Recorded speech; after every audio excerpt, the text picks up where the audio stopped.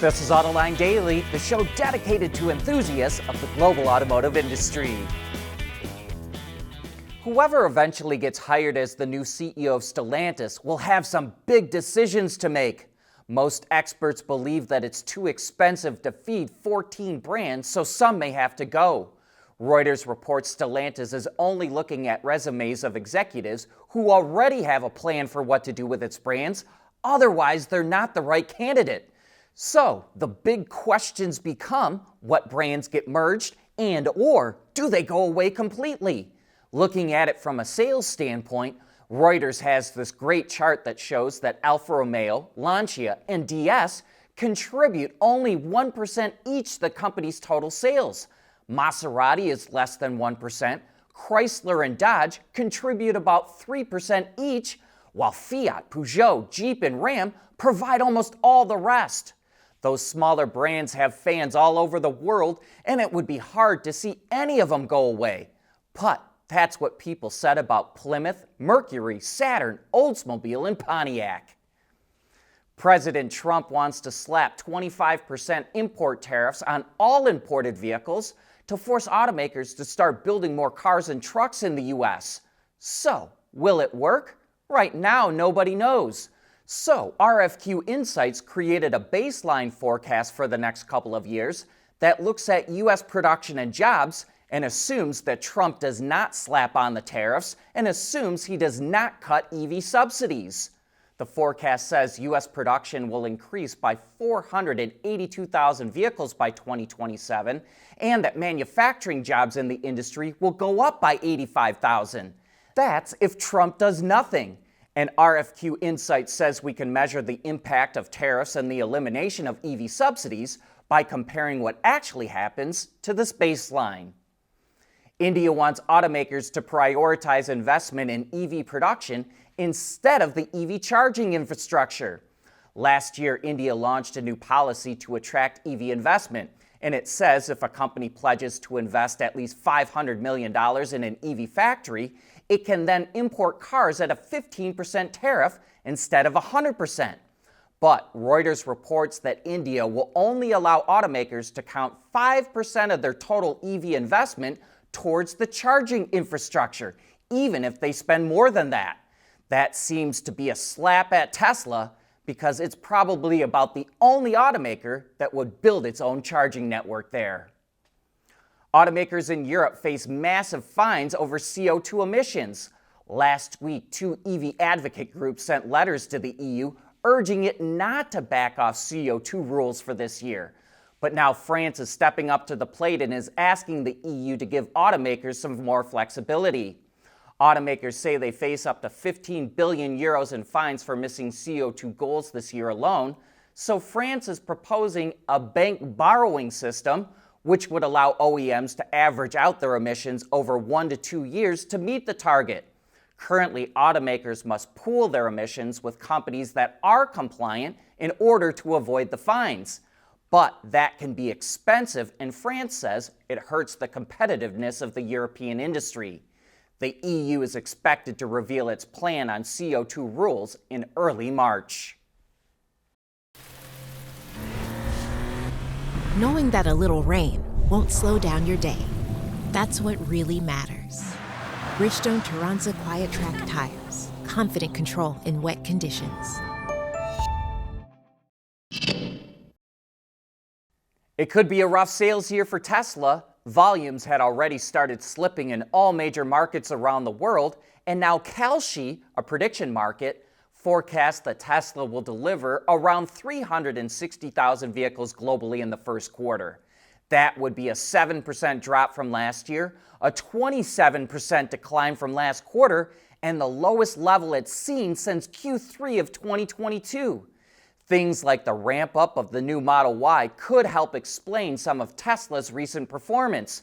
But if the trend continues, there's likely other factors at play, like EV shoppers who want nothing to do with Elon Musk anymore. U.S. federal employees that own EVs might be looking for a new place to charge. The General Services Administration, or GSA, which manages office buildings for the government, said it received direction from the Trump administration to start shutting down its EV chargers as early as this week. The GSA owns about 8,000 chargers, which were deemed, quote, not mission critical.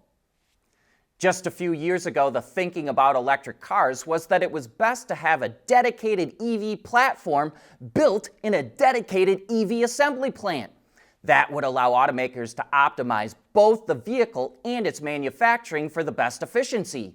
But then EVs failed to sell as well as the industry expected, and the dedicated platform and plant strategy turned out to be really expensive. So we're seeing automakers pivot to platforms that can accommodate any kind of powertrain and plants that can build all of those variations. Mercedes-Benz is the latest to make the pivot for both passenger cars and commercial vans.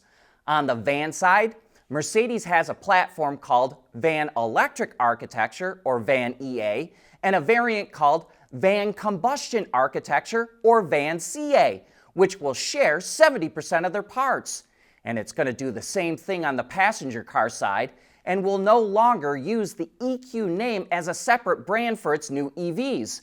Instead, EVs will use the same name as their ICE versions with EQ technology added onto it. So, when the all-electric version of the CLA comes out later this year, it will be called the CLA with EQ technology. While multi-powertrain platforms and plants make all the sense in the world from a capital spending standpoint, they're still less efficient than using dedicated platforms and plants. Another automaker is rethinking its EV plans. BMW announced that it's reconsidering the timetable for producing electric Minis in the UK. 2 years ago, the automaker invested more than $750 million at its plant in Oxford to make electric Minis starting in 2026, and it planned to make the brand all electric by 2030. But BMW is now rethinking that plan because of, quote, multiple uncertainties in the auto industry, and it's reviewing the timing for starting EV production in the UK. We've got the results of our latest poll. On Friday, we asked, what do you think the future is for fuel cells running on hydrogen? And most of you don't seem very optimistic. 38% said hydrogen fuel cells will never happen. 18% maybe sometime in the future, but not now. 36% think that fuel cells make sense for long-haul trucking, but not for passenger vehicles. And only 9% thought the future for fuel cells looks bright. Over 1,400 of you voted in the poll and posted 91 comments, some of which were very detailed and thoughtful.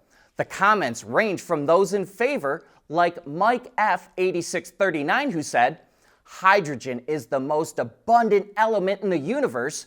We need to find a way to use it for energy. But that was countered by Tanami Playman 4305, who pointed out, H2 fuel cells have failed to deliver in passenger cars, in long-haul trucking, and German transit agencies have canceled their fuel cell train projects for battery electric trains. And then there was Clay, who posted on the Autoline website that, quote, if there was another option, I would say the best use case is a silent backup generator for buildings or for large cargo ships. And thanks to all of you who participated, and we especially value your comments. And we'll be posting another poll later this week. But that brings us to the end of today's show. Thanks for making Autoline a part of your day.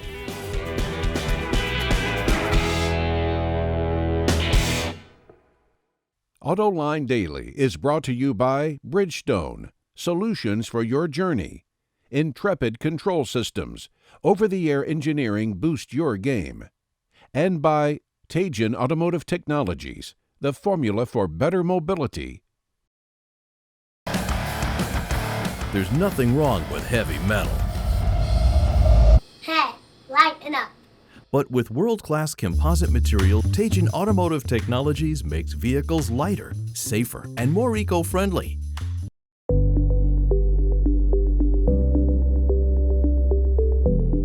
Developing today's vehicles, issues can happen in an instant.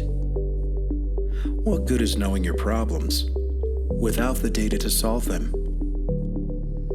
Meet Wireless Neovi Cloud, your secure off-the-shelf solution, empowering real-time collaboration for quick resolution.